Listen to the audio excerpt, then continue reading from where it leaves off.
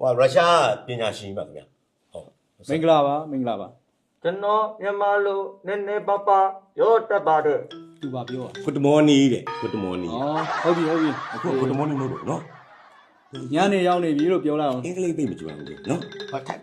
please sit down ဟုတ်ဟယ်လိုအမေရှိပါ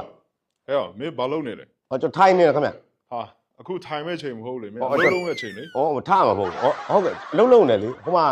ကြောင်လာဖတ်သွားလို့ရှေ့မှာအဲ့မှာနှစ်ယောက် ဟုတ်ပြီထားလိုက်တော့အခုဝန်ပြည်နယ်အခြေအနေကောင်းလာအဲ့ဒါတက်ချုပ်ကြီးမင်းနေ ဟောမွန်ပြည်နယ်အခြေအနေကောင်းပါတယ်အခြေအနေကောင်းတယ်ဟိုကလေမော်လမြိုင်မြို့ကသူ့နေရာမှာပဲရှိတယ်တဲ့ဘူးတုံကလည်းသူ့နေရာမှာပဲတဲ့ ဟဲ့အဲ့ဒါမင်းပြောမှလားငါလည်းကြည့်ရပေါ့ အေးဟုတ်တယ်နော်ဟုတ်အခြေအနေကောင်းပါတယ်အခုရေးနဲ့တံပြူဆက်ဘက်မှာ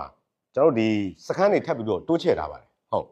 အေးကောင်းတယ်ဟုတ်အဲ့မနေ့ကကောင်းတာပါဒီနေ့ကတော့အဲ့စခန်းတွေအားလုံး drone နဲ့တမခံလို့ဟုတ်တယ်စခန်းလည်းကုန်သွားပြီရှင်းပြဆက်သားလည်းကုန်သွားပြီ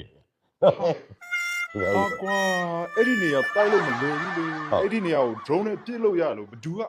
တည်င်းပေးလိုက်တာလေကွာ ကျွန်တော်ပေးလိုက်တာဖယေတီလာပြီဖယေတီလာပြီဖယေတီလာပြီတက်တွင်ဖယေတီတက်တွင်ဖယေတီဖယေတီလာပြီဟေး